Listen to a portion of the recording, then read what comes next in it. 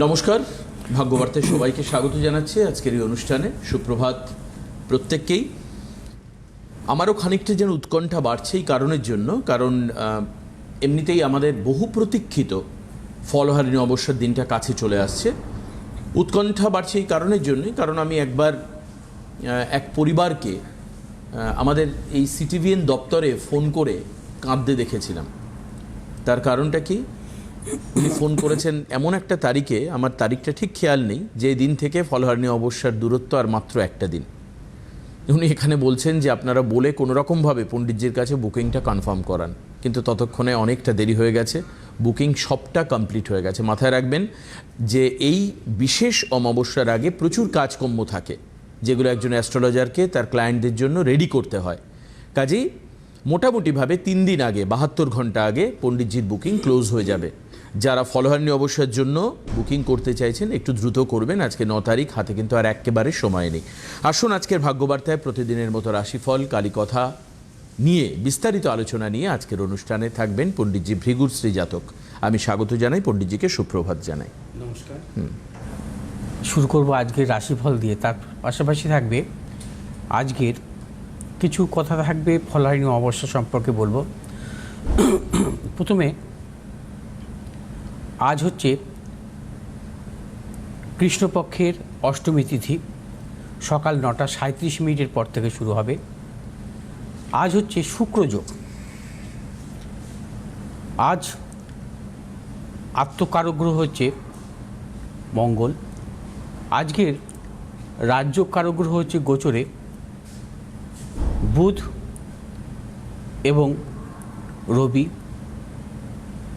আজকের অভিজিৎ মুহূর্ত দিবা 11টা 54 থেকে 12টা 42 পর্যন্ত।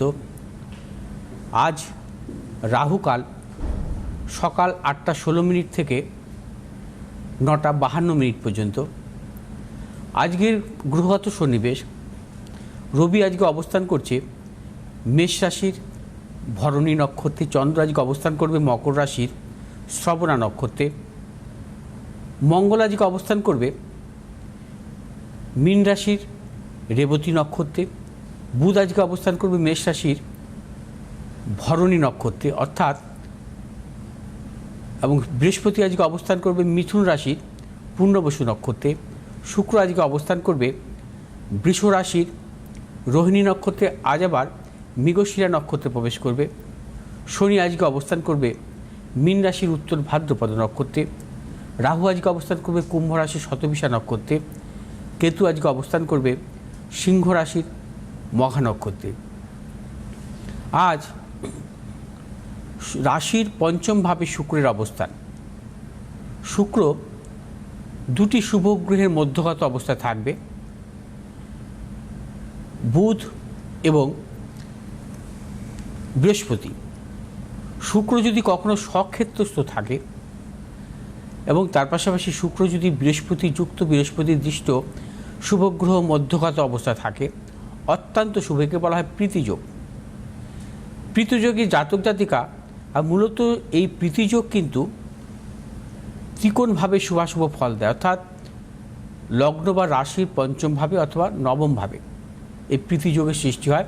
শুক্র সেক্ষেত্রে স্বক্ষেত্রস্থ থাকতে হবে বা শুক্র তুঙ্গী অবস্থায় থাকতে হবে। অর্থাৎ দেখা যায় যে কোনো জাতক জাতিকার জন্মছকে যদি তার কর্কট লগ্ন বা কর্কট রাশি হয়, শুক্র তার নবমভাবে অর্থাৎ মীন রাশিতে তুঙ্গী অবস্থায় আছে, এবং মেষে এবং কুম্ভ রাশিতে দুটি শুভগ্রহ আছে, তবে কিন্তু প্রীতিযোগের সৃষ্টি হয়।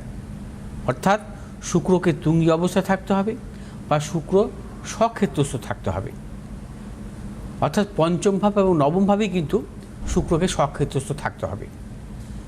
এবং এই প্রীতিযোগের জাতক জাতিকারা জীবন কিন্তু অত্যন্ত সাফল্য পায়, এবং বিশেষ করে ক্রিয়েটিভ জগতে তাদের সাফল্য থাকে। শিল্পকলা জগতে গান বাজনা, অভিনয় এবং নানাবিধ সাফল্য কিন্তু তারা পায় শিল্পকলা জগতে। এছাড়া প্রযুক্তিগত পড়াশোনার ক্ষেত্রে তাদের জীবনে কিন্তু সাফল্য আসে।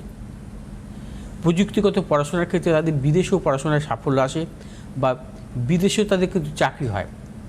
আবার প্রীতিযোগে জাতক জাতিকাদের তাদের বিদেশ ভ্রমণ, বিলাসবহুল জীবনযাপন, অর্থনৈতিক সাফল্য, গৃহাদি সম্পত্তি এবং নানাবিধ সাফল্য তারা পেয়ে থাকেন। অনেক ক্ষেত্রে দেখা যায় অনেক প্রশাসনিক কর্মেও তাদের সাফল্য আসে, মান সম্মান এবং রাজতুল্য সম্মান প্রাপ্তি লাভ ঘটে প্রীতিযোগের জাতক জাতিকা। প্রীতিযোগ দুভাবে হয়, এক যদি কখনো লগ্নের অষ্টমে শুক্র যদি স্বক্ষেত্রস্থ থাকে শুভ অবস্থায়, অথবা শুক্র যদি কখনো লগ্নের বা রাশির পঞ্চম ভাব নবম ভাবে থাকে স্বক্ষেত্রস্থ তুঙ্গী অবস্থায়, তাহলে প্রীতিযোগের সৃষ্টি হয়। এবং প্রীতিযোগের জাতক জাতিকাদের শুক্রের মহাদশায় জন্মগ্রহণ অত্যন্ত শুভ। এছাড়াও তাদের যদি শুক্রের মহাদশা চলে, তাদের জীবনে কিন্তু প্রভূত সাফল্য পেয়ে থাকে তারা। আজকে হচ্ছে শুক্রযোগ। শুক্রযোগে জন্মগ্রহণকারী জাতক জাতিকাদের অত্যন্ত সাফল্য আসে। যে সমস্ত জাতক জাতিকারা জন্মকালীন শুক্রযোগে জন্মগ্রহণ করে এবং তাদের যদি মূলত নক্ষত্র থাকে ভরণী নক্ষত্র, এছাড়া পূর্বাষাঢ়া নক্ষত্র এবং পূর্ব ভাদ্রপদ নক্ষত্রে তাদের যদি জন্মগ্রহণ হয়, তারা কিন্তু বিলাসবহুল জীবনযাপন করে এবং তাদের অর্থনৈতিক ভাগ্য অত্যন্ত শুভ হয়। এছাড়া শুক্র যোগে জন্মগ্রহণকারী জাতক জাতিকাদের যদি শুক্র স্বক্ষেত্রস্থ তুঙ্গী অবস্থা থাকে, শুক্রের মহাদশায় কিন্তু তাদের সাফল্য আসে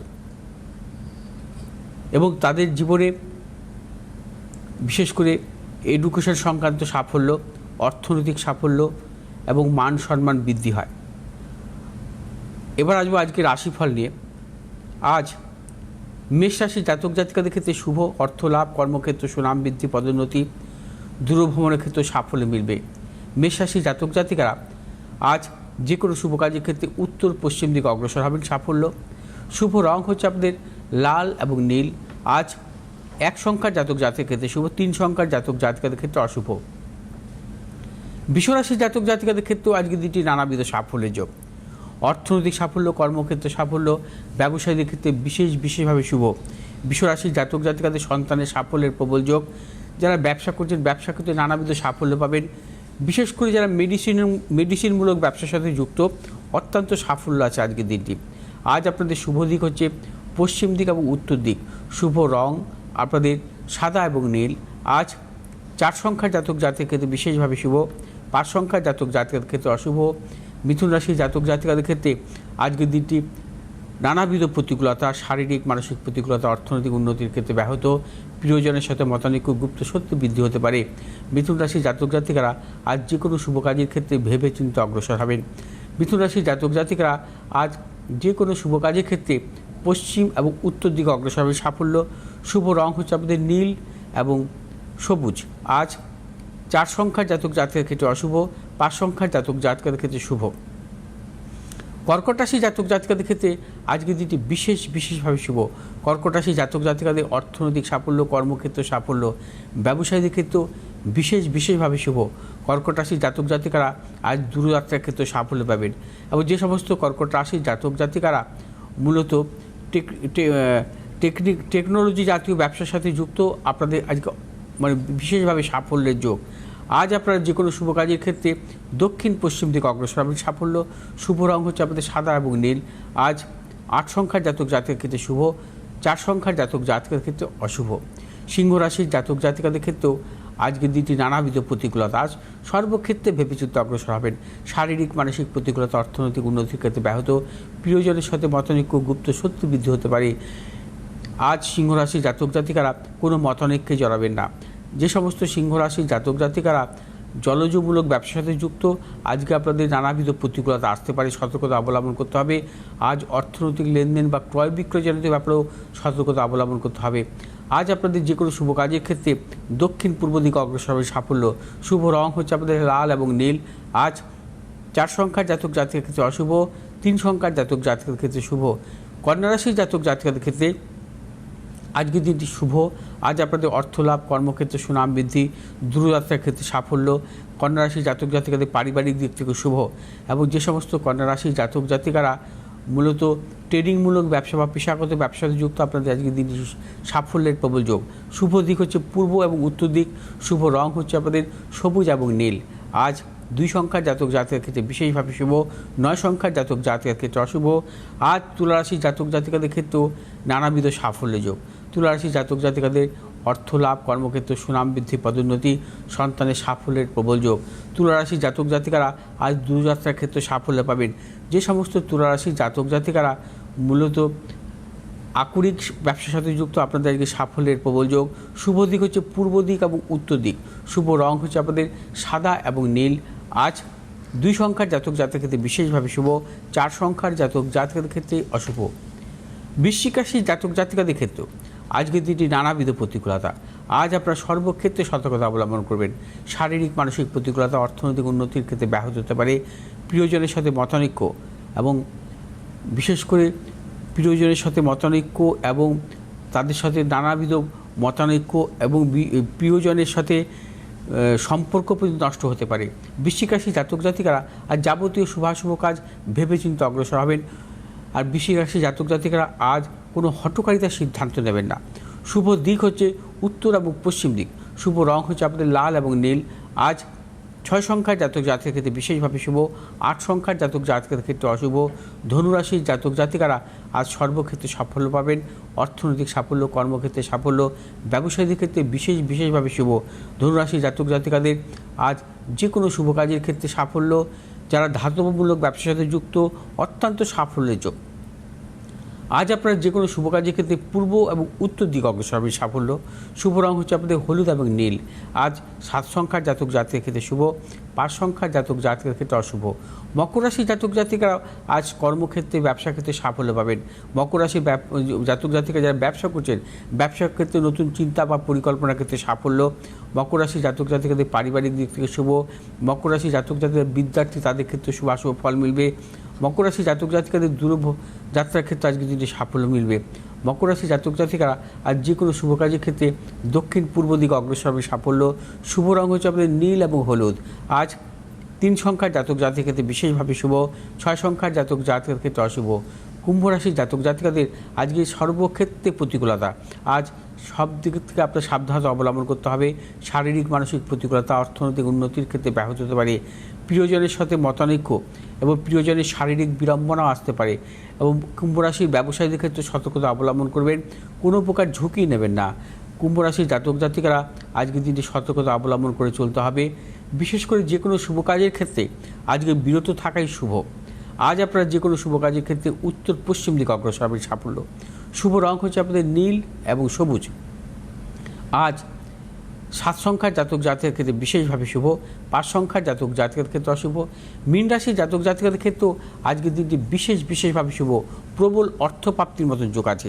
মীন রাশির জাতক জাতিকাদের কর্মক্ষেত্রে সম্মান প্রাপ্তি, অর্থনৈতিক সাফল্য, পারিবারিক দিকে শুভ এবং দূরযাত্রার ক্ষেত্রে সাফল্য মিলবে। মীন রাশির জাতক জাতিকারা আজকের দিনে যাবতীয় শুভাশুভ কাজ ভেবেচিন্তে অগ্রসর হবেন। চূড়ান্ত সাফল্য মিলবে। শুভ দিক দক্ষিণ পূর্ব দিক। শুভ রং আপনাদের হলুদ এবং লাল। আজ 3 সংখ্যার জাতক জাতিকার ক্ষেত্রে বিশেষভাবে শুভ এবং 7 সংখ্যার জাতক জাতিকাদের ক্ষেত্রে অশুভ। আজকে এমন একটা দিন যে দিনে পণ্ডিতজি আসানসোল এবং দুর্গাপুরে থাকছেন। কাজেই যারা আজকে 9 তারিখের জন্য আসানসোল এবং দুর্গাপুরে বুকিং করিয়েছেন তারা ডেফিনেটলি চেম্বারে আসবেন। পণ্ডিতজি নির্দিষ্ট টাইমে আপনাদের যেরকমভাবে শিডিউল করা আছে সেইভাবে চেম্বারে পৌঁছে যাবেন আসানসোল আর দুর্গাপুরে। যদি কেউ নাম না লিখিয়ে থাকেন তাহলে আজকের দিনে কিন্তু চেম্বার রয়েছে, আপনারা মাথায় রাখবেন। আচ্ছা, এবার প্রশ্ন হচ্ছে যে কোথায় কবে পণ্ডিতজি থাকেন তার একটা ছোট্ট সূচি আমি বলে দিই আপনাদেরকে। উইকলি যে চেম্বারগুলো রয়েছে অর্থাৎ ডে ওয়াইজ চেম্বার, সেটা হচ্ছে সানডে চেম্বার রয়েছে গড়িয়াহাটে, মানডেতে মানে সোমবারে হচ্ছে দক্ষিণেশ্বরে, মঙ্গলবার হাতিবাগানে, বুধ শুক্র এবং শনিবার বারাসাতে। বারাসাতের ক্ষেত্রে যেটা নতুন অ্যানাউন্সমেন্ট সেটা হচ্ছে 2টো শিডিউলে চেম্বার থাকবে, সকাল 11টা থেকে 1টা পর্যন্ত, এটা হচ্ছে মর্নিং সেশন, আর আফটারনুন সেশন হচ্ছে বিকেল 4টে থেকে 7টা পর্যন্ত। বার হচ্ছে বুধ শুক্র এবং শনি, বারাসাতে হচ্ছে এই চেম্বার। আগামী 15 তারিখ বোলপুরে চেম্বার রয়েছে, আগামী 15 অর্থাৎ 15th অফ মে। 16 তারিখে হচ্ছে পণ্ডিতজি নিজে উপস্থিত থাকবেন তারাপীঠের সাধন ক্ষেত্রে, যেখানে ফলহারিণী অমাবস্যার বিশেষ পুজো, গ্রহদোষ খণ্ডন, হোম এবং যজ্ঞের অনুষ্ঠান হবে। আপনারা যোগাযোগ করে নেবেন। যোগাযোগের জন্য যে নাম্বার, সেই নাম্বার টিভি স্ক্রিনে যাচ্ছে, ঠিক এই নিচে নাম্বারটা দেওয়া রয়েছে, এখানে দেখুন 8583013265 এবং 9836646559 নাম্বারে আপনাকে যোগাযোগ করতে হবে। ঠিক অন্যান্য দিন যেরকমভাবে আপনারা কালী কথা শুনে থাকেন, আজকেও একই রকমভাবে কালী কথা শুনবেন, কারণ এই বিশেষ এপিসোড ফলহারিণী অমাবস্যা অর্থাৎ আগামী 16 তারিখ পর্যন্ত চলবে আপাতত।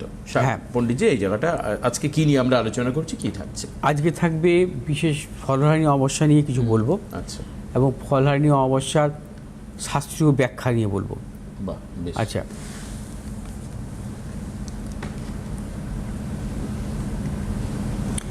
আজ থাকবে ফলহারিণী অমাবস্যা, শাস্ত্রীয় ব্যাখ্যা এবং গ্রহদোষ খণ্ডন। আজকের এই বিশেষ পর্বে আপনাদের ফলহারিণী অমাবস্যা তিথিতে গ্রহদোষ খণ্ডনের গুরুত্ব নিয়ে কিছু বলবো। জানাবো কেন গ্রহদোষ বলতে জ্যোতিষশাস্ত্রে কী বোঝায়, গ্রহদোষ খণ্ডন কী, এবং কেন ফলহারিণী অমাবস্যা গ্রহদোষ খণ্ডন হয়। জাতক জাতিকার জন্মছক বিশ্লেষণ করলে অথবা হস্তরেখা বিচার করলে দেখা যায় অনেকেরই কিছু না কিছু গ্রহদোষ রয়েছে, অর্থাৎ কিছু শুভ গ্রহ এবং কিছু অশুভ গ্রহের গ্রহগত সংযোগ।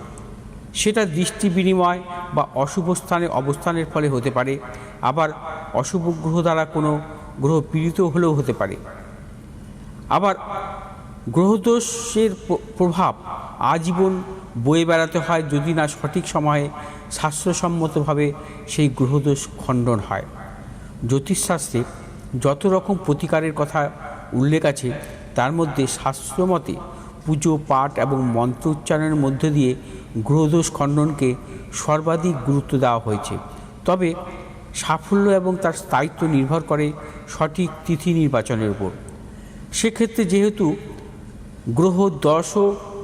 গ্রহদোষ অশুভ কর্মফলের প্রভাবে তৈরি হয়, তাই ফলহারিণী অমাবস্যায় সেই কর্মফল এবং তার থেকে সৃষ্ট গ্রহদোষ থেকে মুক্তি পাওয়া। ফলহারিণী অমাবস্যা অর্থাৎ হলো জন্মান্তরের পাপের ফল থেকে মুক্তি লাভ। জন্মছকে মাঙ্গলিক দোষ থাকলে যেমন বিবাহিত জীবনে সমস্যা আসে, তেমনি রাহু ও চন্দ্রের অশুভ সংযোগ তৈরি হয় গ্রহণদোষ বা মানসিক অসুস্থতা ডেকে আনে, সাফল্য আসতে দেরি হয়। আবার রবি শুক্র দারিদ্র্যযোগ জীবনে চলার পথে প্রতি পদে পদে বাধা তৈরি হয়। আবার কুখ্যাত রাহু কেতুর নাগপাশ তৈরি করে কালসর্পদোষ, যা জীবনের উন্নতি শান্তির পথে বাধা তৈরি হয়। বিগত কয়েক বছর ধরেই প্রায় প্রতিটি বিশেষ তিথিতে তারাপীঠে বিশেষ হোমযজ্ঞ ও পুজো পাঠের মাধ্যমে শাস্ত্রমতে গ্রহদোষ খণ্ডন হয়েছে। সোশ্যাল মিডিয়া এবং মন্দিরের ওয়েবসাইটকে ব্যবহার করে লক্ষ লক্ষ মানুষ ও মায়ের ভক্তরা দূর থেকেই বিশেষ পুজোর অংশ নিয়েছেন ও মায়ের কৃপায় জীবনের সমস্যা থেকে মুক্তি লাভ করেছেন। এবছরও ফলহারিণী অমাবস্যার বিশেষ পুজো ও গ্রহদোষের খণ্ডনের আয়োজন করা হয়েছে। আমি থাকব এবং নিমিত্ত হিসাবে, বাকিটা মায়ের কৃপা ও আপনাদের আস্থা এবং শ্রদ্ধা। সবাইকে ফলহারিণী কালী পুজোর অনেক শুভেচ্ছা জানাই। এই যে পুজো, পণ্ডিতজি, এর বিশেষত্বটা আমায় একটু বলুন। মানে বিশেষত্ব মানে আপনি তো ব্যাখ্যা বলেই দিলেন, মানে এটা কোনো বিশেষ উপাচার মেনে বা রীতি মেনে কি অমাবস্যার পুজো হয়, মানে এই ফলহারিণীর অমাবস্যার নাকি? ফলহারিণী অমাবস্যার মূল হচ্ছে একটি ফলকে অর্পণ করা। হ্যাঁ, সে ফলটা হচ্ছে যে আমার যে অশুভ কিছু যদি থাকে, আমার যদি মানে অশুভ কোনো কাজ করে থাকি বা আমি যদি কোনো পাপ কাজ করে থাকি, সেইটাই ফলের মাধ্যমে সমর্পণ করা, যে সেটা হচ্ছে সেই দোষ বলতে গ্রহদোষও বলা যায়, বা আমার কর্মফল, যে আমার কৃতকর্মের ফল, সেটা হচ্ছে এই জীবনেও হতে পারে বা আগের জীবনেও হতে পারে।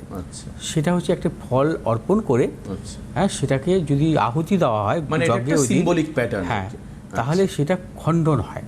আচ্ছা, আর আপনারা পুজো করেন কিভাবে? মানে সাধারণত মায়ের পুজো সেটা হয়। হ্যাঁ, আচ্ছা পণ্ডিতজি, একটা কথা বলুন, আপনাদের এই যে গ্রহদোষ খণ্ডন বা অমাবস্যার পুজোতে হোমযজ্ঞ একটা খুব বিরাট বিষয়। আবার আমরা দেখি যে দুর্গা পুজো, এই গৃহপ্রবেশের অনুষ্ঠানে, অনেকে সরস্বতী পুজো আমি দেখেছি বা পুজোতে যজ্ঞ করেন। এই যজ্ঞের অগ্নিকুণ্ডে সমর্পণ বা পুজোতে যজ্ঞের ব্যবস্থা, এর বিশেষত্ব আপনাদের শাস্ত্রকারেরা কি বলছেন? দেখুন, যজ্ঞ যেটা হয় সেটা হচ্ছে মানে পুজোর একটি অংশ, আলাদা অংশ তো বটেই, অবশ্যই অংশ। কারণ যজ্ঞের মাধ্যমে, হ্যাঁ, যজ্ঞ যা হয়, যজ্ঞতে কি হয়, যজ্ঞে যখন হয়, যজ্ঞের যখন আমরা সে ওই যে অগ্নিকুণ্ডে আহুতি দেওয়া হয়, ওখানে কিন্তু সমস্ত অর্থাৎ আমাদের মূলত যে দেবদেবী আছে, প্রত্যেক দেবদেবীর নামে কিন্তু ওখানে আমরা আহুতি দিই, সাহা, সেটা হচ্ছে আমরা পঞ্চদেবতা বা নবগ্রহ, দেখবেন প্রতিটা যজ্ঞে পঞ্চদেবতার পুজো করতে হয়, নবগ্রহের পুজো করতে হয়, হ্যাঁ। তারপর হচ্ছে আপনার একটু বৃহৎ করে করলে, হ্যাঁ, 64 ডাকিনী যোগিনীর পুজো করা হয়, 10 দিকপালের পুজো করা হয়, অর্থাৎ প্রত্যেককে সাক্ষী রেখে, হ্যাঁ, আমার জীবনে যে মানে অশুভগুলোকে, মানে দিকগুলোকে কাটিয়ে দেওয়া, ঠিক আছে। দেখবেন যার নামে যজ্ঞ হবে, একজনের নামে যজ্ঞ হবে, ধরুন আপনার নামে যজ্ঞ হচ্ছে, প্রথমেই কিন্তু আপনার নাম গোত্র দিয়ে সংকল্প করবে সে পুরোহিত মশাই, অর্থাৎ তারপরে যজ্ঞে আপনার হয়ে কিন্তু সমস্ত কিছু যজ্ঞে দেওয়া হবে, হ্যাঁ। এবং সাপোজ আপনি মহামৃত্যুঞ্জয়ী যদি যজ্ঞ হয়, মহামৃত্যুঞ্জয়ী মন্ত্র পাঠ করে কিন্তু 108টা বেলপাতা অর্পণ করা হচ্ছে। আচ্ছা, মানে যে ঘিয়ের মধ্যে, হ্যাঁ, অর্থাৎ আপনার যদি কোনো রোগ শোক ফাড়া থাকে, সেটাকে যাদের কাটানো হয় সেই মহামৃত্যুঞ্জয় যজ্ঞের মাধ্যমে। আজকে তো আজ খুব অল্প সময় এটা নিয়ে একটা ভালো প্রশ্ন করেছিলেন, এটা অনেক মানে আলোচনার বিষয় ছিল, কিন্তু যেহেতু সময় কম, সময়টা খুব কম। ঠিক আছে, যজ্ঞ নিয়ে আমরা আলোচনা করব, আপনাদেরও প্রচুর তো প্রশ্ন থাকে, তবে মাথায় রাখবেন যে ফলহারিণী অমাবস্যার জন্য যারা, এটা জিনিস মাথায় রাখবেন যে ফলহারিণী অমাবস্যাতেও কিন্তু মহাযজ্ঞকুণ্ডের আয়োজন করা হয়, এবং সেটা হয় হচ্ছে তারাপীঠের, সেখানে স্পেশালিটি হচ্ছে ফল, হ্যাঁ, এই এবং 13টি ফল অবশ্যই স্পেশালিটি, 13খানা ফল দেওয়া হয়, এবং মায়ের যে আমরা মালাটা পরাই 13টা ফল, সেটা ফল দিয়ে, হ্যাঁ, খুব ইন্টারেস্টিং। মানে এই সমস্ত কর্মকাণ্ডগুলো আমাদের এই সনাতনীদের রীতি বা প্রথাকে আবার পুনর্জাগরিত করে, এ বিষয়ে কোনো সন্দেহ নেই। আজকে এখানে শেষ করব ভাগ্যবার্তা, আবার পরের অনুষ্ঠানে আপনাদের সঙ্গে দেখা হচ্ছে। সবাই ভালো থাকবেন, সুস্থ থাকবেন। নমস্কার পণ্ডিতজিকে, নমস্কার সবাইকে।